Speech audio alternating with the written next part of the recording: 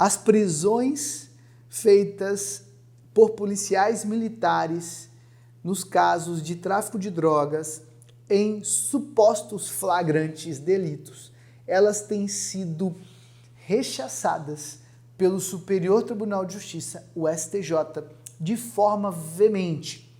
Porque, na prática, o que nós vemos é que essas prisões, elas muitas vezes, elas são abusivas.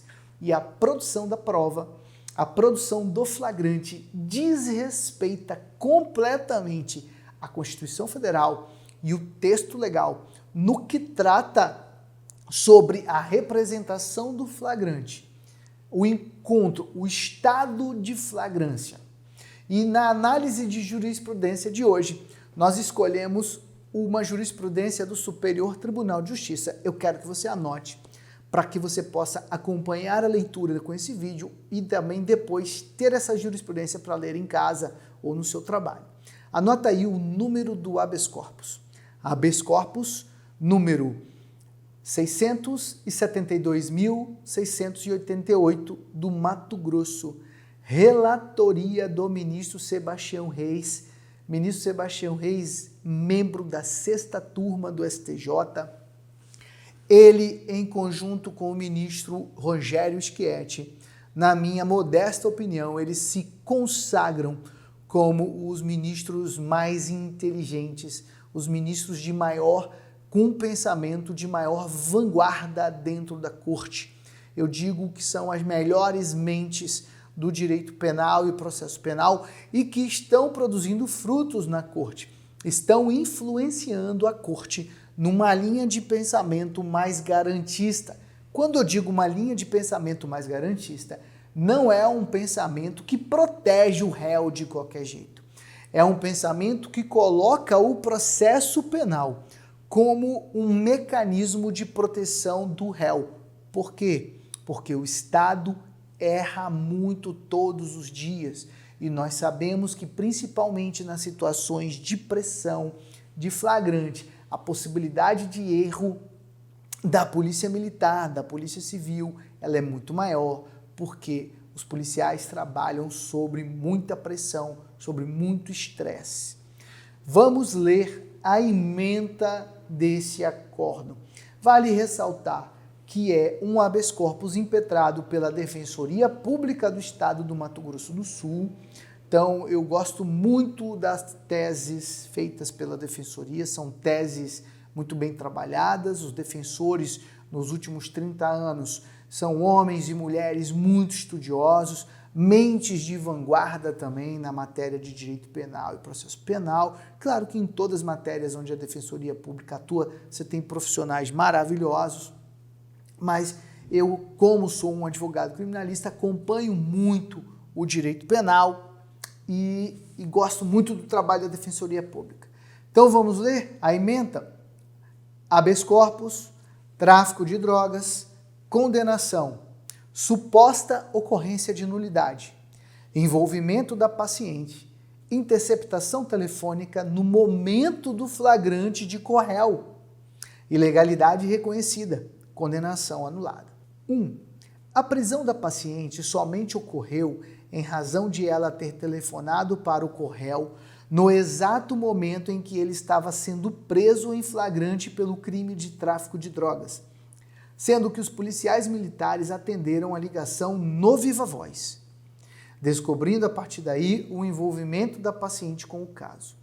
Constata-se que, apesar da sentença condenatória ter expressamente considerado tal prova ilícita, condenou a hora paciente em razão da sua confissão, bem como os depoimentos dos corréus.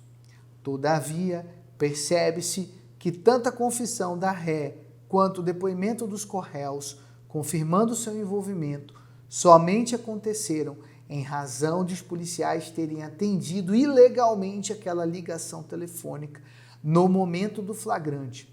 Caso a paciente não tivesse efetuado a chamada para o celular do corréu naquele exato momento, não teria sido irregularmente identificada nem envolvida no processo.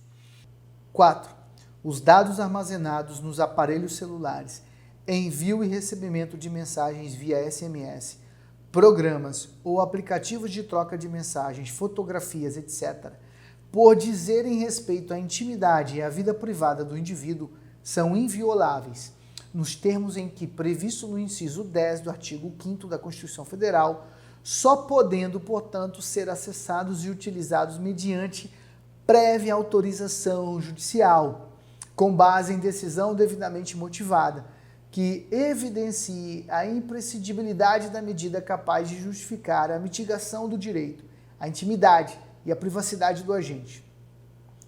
No caso, por ocasião da própria prisão em flagrante, sem, portanto, a prévia e necessária autorização judicial, o policial atendeu o telefone do réu e afirmou que a ligação tratava de um pedido de venda de substância entorpecente. A denúncia se apoiou em elementos obtidos a partir da apreensão do celular pela autoridade policial, os quais estão reconhecidamente contaminados pela forma ilícita de sua colheita. Não é possível identificar com precisão se houve algum elemento informativo produzido por fonte independente ou cuja descoberta seria inevitável, porquanto o contexto da abordagem do hora recorrente, aliado à quantidade de drogas apreendidas e aos dados obtidos por meio do acesso ao celular do agente, é que formaram a convicção do parquê pelo oferecimento da denúncia, pela possível prática do crime previsto no artigo 33. É bem extenso, mas vale a pena, preste atenção na leitura que a gente já está chegando ao final. 5. Não tendo a autoridade policial permissão do titular da linha telefônica ou mesmo da justiça para ler mensagens, nem para atender ao telefone móvel da pessoa sob investigação e travar conversa por meio do aparelho com qualquer interlocutor que seja, se passando por seu dono, a prova obtida dessa maneira arbitrária é ilícita. Tal conduta não merece o endosso do Superior Tribunal de Justiça, mesmo que se tenha em mira a persecução penal de pessoa supostamente envolvida com tráfico de drogas. Cabe ao magistrado abstrair a prova daí originada do conjunto probatório, porque, alcançada sem observância das regras de direito que disciplinam a execução do jus puniendi, no caso a condenação do paciente, está totalmente respaldada em provas ilícitas. Uma vez que, no momento da abordagem ao veículo em que estava o paciente, o corréu e sua namorada, o policial atendeu o telefone do condutor sem autorização para tanto e passou-se por ele para fazer a negociação de drogas e provocar o flagrante. O vício ocorrido na fase investigativa atinge o desenvolvimento da ação penal, pois não há prova produzida por fonte independente ou cuja descoberta seja inevitável. Até o testemunho dos policiais em juízo está contaminado, não havendo prova autônoma para dar base à condenação. HC 511-484 do Rio Grande do Sul, de minha relatoria, ministro Sebastião Reis. Ao final, item 6, ordem concedida a fim de reconhecer a ilicitude da prova produzida por meio do atendimento policial da ligação da paciente para o celular do corréu, no momento do crime, bem como de todas as dela decorrentes, com a consequente anulação da condenação da paciente, não vou dizer o nome dela aqui, na ação penal na Vara Única de Rio Negro, Mato Grosso do Sul.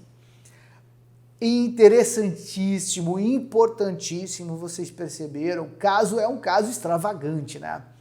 Os policiais prendem o acusado, identificam que ele está com drogas, ok, ele tem que ser preso em flagrante. Só que além disso, eles pegam o celular e o celular toca e eles atendem o celular no viva voz e se passam pelo cidadão para poder negociar drogas. E essa cidadã, paciente aqui no habeas corpus, ela já deve ter entrado na conversa perguntando: e aí, tem droga, tem coisa, alguma coisa para me fornecer? E por esse motivo os policiais vão até ela e a prendem também. Ela é presa dessa forma. Ora, ainda que você esteja sendo preso em flagrante, nós sabemos que a ruptura, que a quebra do teu sigilo telefônico, que a invasão dos dados no seu smartphone, no seu computador, nos seus documentos, ela só pode acontecer com base em decisão judicial fundamentada. Os policiais erraram, cometeram abuso de poder nesse caso. E o Superior Tribunal de Justiça, de forma categórica, não aceitou esse tipo de situação. Por pior que seja a prova mostrando que aquela mulher é culpada, ela não pode se sustentar essa prova. Ela não pode ser usada para condenação, porque é evidentemente uma prova ilícita, uma prova obtida de forma ilegal, irregular, desrespeitando a legislação processual penal vigente no nosso país.